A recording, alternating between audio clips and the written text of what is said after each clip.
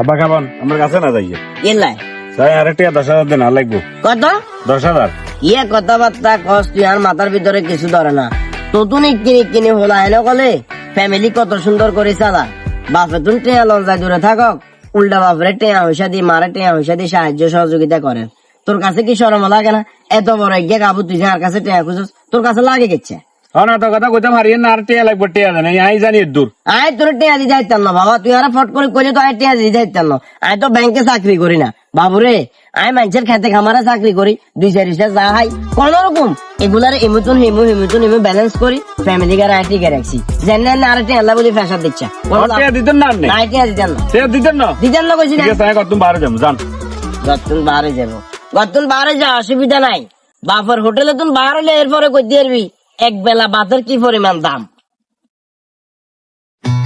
কি রে মামা কিলে কল দিছিস কি কবি ক ফোন দিছি একটা দরকারে আমি আর বাবার লোক কজি করছি কজি করি কইছি যে আই ঠেকতে না করো দুয়ারে আর বাড়ি যাবো এখন আমার 1,000 টাকা টিয়া দে বন্ধু তোরা আই টাকা গেলে হাড়া দিব জানি ওরে মামা তুই তোর বাপের লগে রাগ করছস এটা কিন্তু ঠিক করছ না আর তুই যে আগাতে টিয়া চাইছস একবার সত্যি কথা কইতে আমার কাছে একটিও নাই যদি থাক না তোরে দিতাম মামা তুই আর একবার শর্মে হালা দিছস বুঝছো তো দুনিয়ার কাজের মধ্যে আছি ফ্যামিলি চালান লাগে বউ আছে বাচ্চা কাচ্চা আছে থাকলে আমি তোরে দিতাম ভাই তোর বউ উপকার কোনো সময় করিনু করছ তাই অস্বীকার করে করি টিয়া দিনু তুই বলবো আর বিপদের টাইমে টিয়া 1,000 চাইছি আর তোর কাছে টিয়া নাই সিরিয়াসলি যদি থাকতো আমি তোরে দিতাম তবে আর কেমন জানি মনে হয় হৃদয় ভাই আছে না হৃদয় ভাইয়ের কাছে কিছু টিয়া থাকে মেয়ে যেহেতু ব্যবসা বাণিজ্য করে তুই মেয়ের কাছে চা মেয়ে দিব যা হৃদয় ভাই আর আর জ্ঞান দা লাগতো না যা ঠিক আছে আমি বুঝে গেছি মানুষ চিনে গেছি ঠিক আছে যা হ্যাঁ তো এবার আর বুলবুজের থাকলে তোরে দিতাম বেড়াই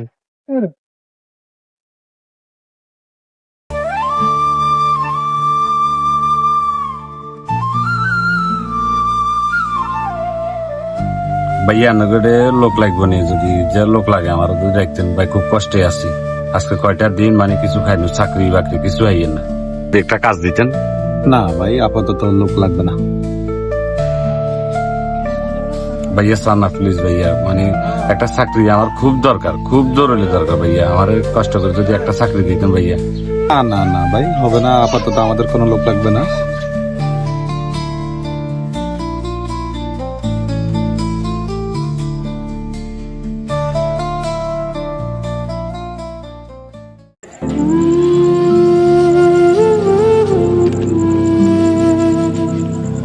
বাপের হোটেলে তুই বার হলে এরপরে কই দিবি এক বেলা ভাতের কি পরিমাণ দাম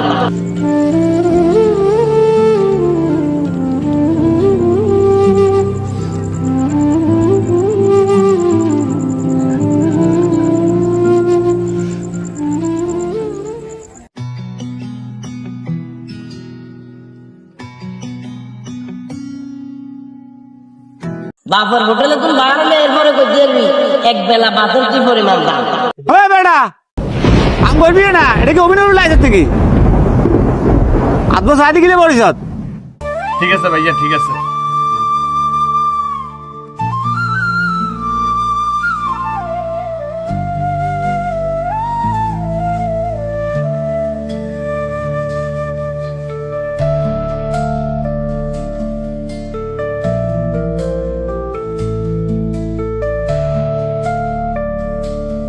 কত ভাইয়া 5 টাকা করে।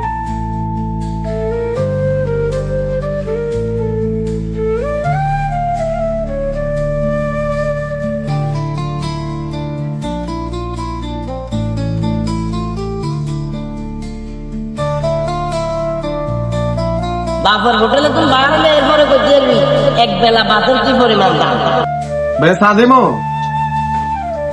না ভাইয়া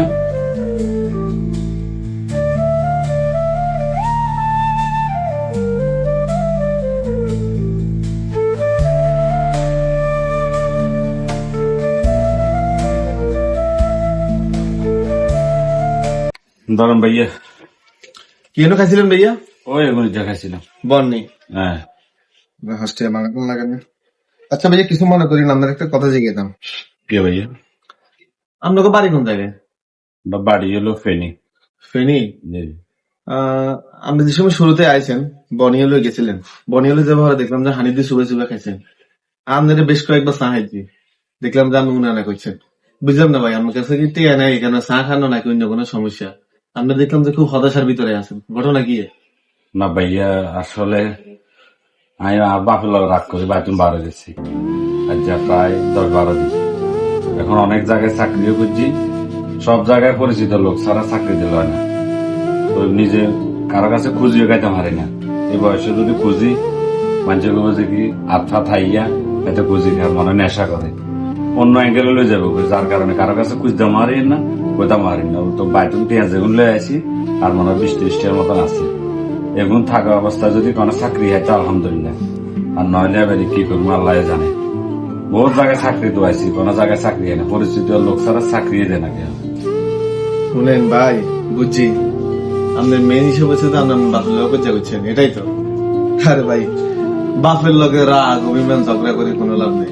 কিলে জানেন, পৃথিবীতে আসলে সত্যি কথা বলতে বাপ মার মতো আপন কেউ নাই। হ্যাঁ, হয়তো বা এটা ঠিক আছে যে সময় সাময়িক বলে আমরা হয়তো অনেক সময় বাপ মার লগে রাগ করে অভিমান করি, কিন্তু দিন শেষে বাপ মার মতো এই পৃথিবীতে আপন কেউ নেই। আমরা বন্ধু বান্ধব, ভাই বোন কিংবা আত্মীয় স্বজন যদি অভিমান করেন না, এরা আপনারা হয়তো বা আবার বুকে টানে নিত না, এরা আপনারা হয়তো বা আবার আলিঙ্গন করে নিত না, কিন্তু শুধুমাত্র আপনার আব্বা মা আপনারা আলিঙ্গন করে নিত।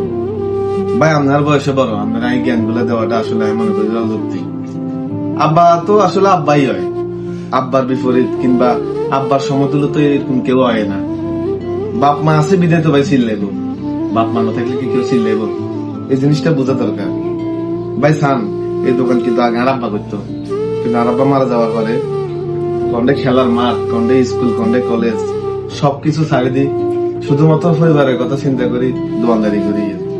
ভাই যাও হয়েছে, আমি মনে করি আপনি ঘরে যান, ভাই ঘরে যাই আপনার আব্বারে জড়াই ধরে যদি কন যে আব্বার ভুলে গেছে, আমি ভুল করিয়ে দিয়েছি, আমি অন্তত পক্ষে এতটুকু বিশ্বাস করি আপনার আব্বা মানি লব।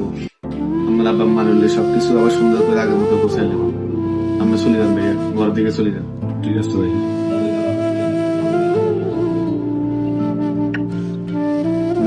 আসলে এটাই চিরন্তন সত্য যে বাবা নামক বট গাছের ছায়া যখন মাথার উপর থাকে তখন আমরা কিছু অনুভব করতে পারি না, আর যখন বাবা নামক বট গাছের ছায়াটা মাথার উপর থেকে সরে যায় তখনই বোঝা যায় দুনিয়াটা কত কঠিন।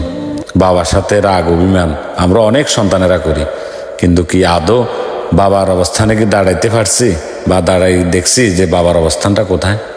আসলে বাবা ছাড়া কোথাও দাম নাই পৃথিবীতে।